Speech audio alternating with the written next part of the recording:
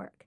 "You were dreaming about Paul," my little sister declared softly, her eyes wide and her voice sure. "Weren't you?" Lexi looked earnestly up at me, a lopsided smile on her pixie face.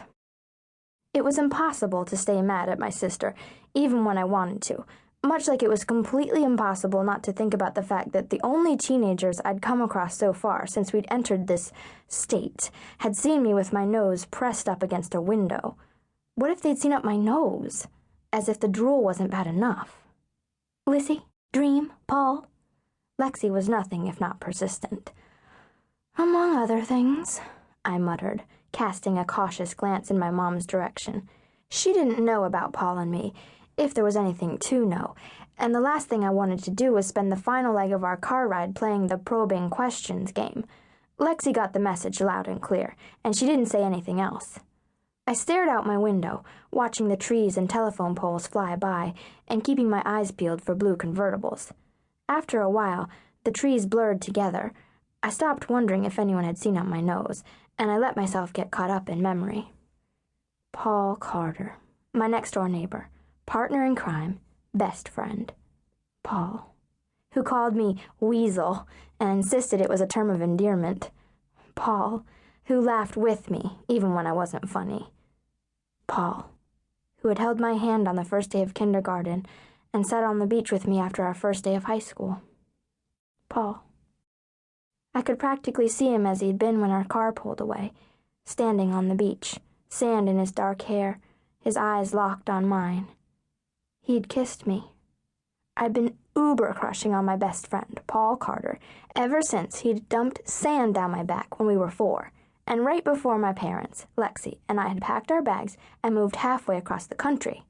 He had kissed me. Actually kissed me. We'd meant to say goodbye then. We'd wanted to go out on a high note, s'mores on the beach, and then watching horrendous science fiction B movies, completely without any mention of the fact that I was leaving. Things had been proceeding according to plan, and then, boom, he had kissed me. In retrospect, it hadn't been a boom at all. It was actually more of a whoosh, as my lungs collapsed, and my heart stopped beating, followed quickly by an imaginary sound that I could only describe as the accordion noise cartoon characters always made after they'd been hit with an anvil. And now, 1,000 miles away from home, and who knows how far from civilization, all I had left of Paul was the seashell he'd given me on my 6th birthday, his last words to me, "I'll miss you, Weasel," and a memory of him on the beach. The colored lights around him had stood out, midnight blue against the stark white sand, moving in slow waves as he watched me drive away forever. I bit the inside of my lip as I thought about Paul's colors. He had always been a blue, but the color had darkened as he'd grown older, until it was the color of the ocean during a storm. I pushed the thought out of my mind. We were moving across the country so that we could start a new life, and short of willing Paul to come to Oklahoma to get me, I had only one goal. I was going to be normal, and that meant no more color vision. Turning my head away from the window and squeezing my eyes shut, I mentally forced down the part of me that saw the colored lights. "It won't work," my mom told me from the front seat. She hadn't even had to turn around to know what I was doing. That was by far the most irritating thing about my mother. Some moms had mom sense or mom radar. My mom had something way more powerful. Nothing got past her. Except, I hoped, what had happened between Paul and me, if something had really happened. "What won't work?" Lexi asked, completely oblivious to what I'd been trying to do. My dad simply switched lanes without saying a word. "It won't go away just because you want it to, Liz," my mom told me for maybe the 100th time in the past 2 weeks. I didn't say anything. We'd see about that.